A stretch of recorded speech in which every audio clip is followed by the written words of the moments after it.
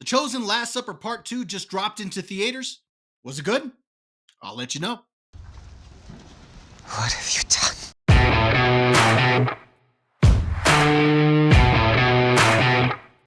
Hi everyone, welcome to Was It Good? My name is Bob, and today we're going to be talking about The Chosen Last Supper Part 2, which are episodes 3, 4, and 5 of Season 5. Now, before I get into this review, I do want to let you know that this review is going to be spoiler-free, as just like Part 1, Part 2 is getting a very limited theatrical release, so because of that, I want to keep spoilers to a bare minimum. However, there are a few plot points that I will talk about that were either in the trailers or what would be considered common knowledge. Now, if you've seen Part 2, I'd like to know what you thought. Why don't you go ahead and share your comments in the comment section below? Let me know. Did you like it? Did you hate it? Do you like where the show is going? What do you think of the season so far? Is it meeting your expectations? Really like to know what you thought. Don't forget to hit that like button, share the video, subscribe to the channel. Let's get to it. As Jesus speaks to a massive crowd, the religious leaders attempt to trap him in his own words. Afraid of public outcry and further embarrassment, Caiaphas resolves to arrest Jesus quietly at night. Only one problem: no one knows how to find him until someone close to Jesus comes forward to help them. Now, part one ended on a real cliffhanger as Jesus was overturning the tables in the temple, and all the religious leadership had witnessed it. And of course, the crowds were in shock by what they had seen. So, because it ended on such a cliffhanger, I didn't want to have to wait long for the next set of episodes. And thankfully, they came pretty soon.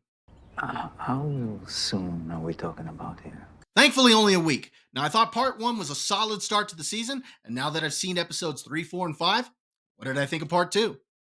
Let me start out by saying I think Dallas Jenkins and the creative team have done a fantastic job of building tension in episodes 3, 4, and 5. By the time I got out of my seat and left the theater, I felt like you could cut the tension with a knife. It was done so very well, and that's very important because we know where this is going. This is going towards Jesus being arrested, betrayed, the crucifixion, all of that. That's where we're heading.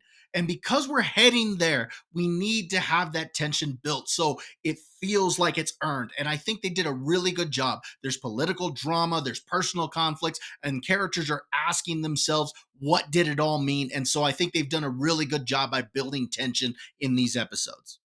Next, I think the beginnings and endings of each of these episodes in part two are very good. The beginnings, just like part one, are from the Last Supper and they're told out of sequence. And I think that's a very effective story tool because each one kind of has something that relates to the storyline of that particular episode. And so I thought that was really cool. Also, the endings to each one are very good. The ending to 4 really blew me away, and I really loved the ending to 5. 6 really left me on a cliffhanger. And like I said, when I left the theater, it was extremely tense. So the beginnings and endings of each of these were really good. Also, I think they continue to do a pretty good job of adapting certain Bible stories here. For example, the one where the Pharisees are trying to trap Jesus and they're asking him different questions. You got Jesus teaching to a crowd and they come in and they're basically interrupting him. And I like the way that that scene was handled. Also, there's a story in the Bible that I never really understood. And I don't really want to touch on it here because I don't want to spoil anything. But I always kind of wondered about that one. And I like the way it was adapted here because it gave me a different understanding of that particular story. So I really got to give them credit for the way they continue to adapt these Bible stories. But the best parts of part two continue to be those great character moments driven by great performances from very good actors. So you got Jonathan Rumi, who continues to hit it out of the park as Jesus, and you feel the sorrow that he feels for the city of Jerusalem and the people, and the anguish that he's feeling knowing what he's going to have to go through. And he really takes this character to a whole new level. But there are a few other performances that I wanted to highlight as well.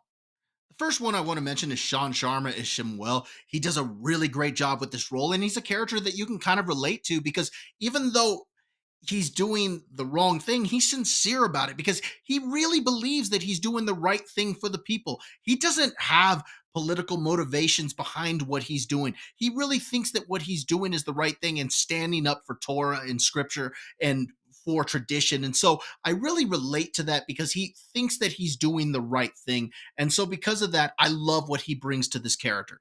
Next is George Xanthus as John. I have been waiting for John to get his moments. Now, this actor has done a really great job in this role, and his facial expressions through the earlier seasons are fantastic. And so I love the fact that this character is getting a lot of moments with Jesus, and you're seeing a different type of arc for him in part one and in part two. And I really like where they're taking the character because you do know where he's going to end up in scripture. And so I've been waiting for this and I like that they're actually doing it now.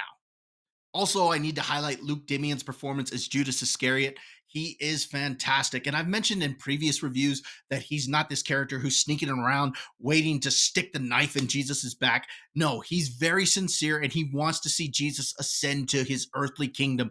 And of course, all of those expectations that he has get thrown out the window. And you see this character really begin to question what it was all about and what exactly he's doing.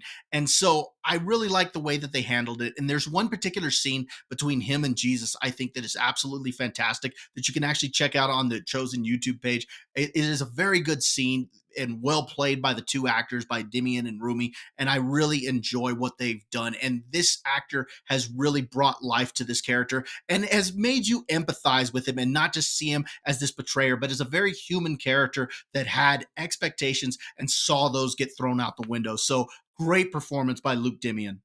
And finally, there's one particular scene that involves all of the women of the Chosen, all of the prominent characters. And I think that this is one of my favorite scenes in the entire show. Each one of the characters, their role, their sacrifice, what they've meant to the ministry, all of that gets highlighted and they get their opportunity to show their gratitude to Jesus. I don't really want to get into it too much because but there is a little bit of it that's in the trailer. I don't want to get into it too much because of spoilers, but this is one of my favorite scenes in the entire show and I think each one of these actresses played this extremely well. Now, I'm going to be honest here. This is just me nitpicking, but there's one particular thing that I didn't think was needed in this. And that is when the big reveal comes who the betrayer is, it feels like they're trying to throw some misdirection in there. I don't think it was really needed because it's pretty common knowledge who the betrayer is. Now, maybe Dallas Jenkins was taking into account that there are going to be new viewers who might not have read their Bible, who aren't familiar with the story. So maybe that's why that was in there, but I don't think it was necessary. But again, this is just me nitpicking. Real quick, before I get into my final thoughts, I want to go ahead and remind everyone to go ahead and check out the other videos on my channel. Maybe I've reviewed something that you're interested in or something that you've seen already and you'd like to let me know what you thought about it. Also, for those that are interested, I do have another YouTube channel with a couple of my friends where we put on a show called Dad's Turn to Talk. This is an opportunity for three dads to get together and talk about the things that we want to talk about, including movies, sports, pop culture, and have a little bit of fun at each other's expense. The link to that channel will be in the description below.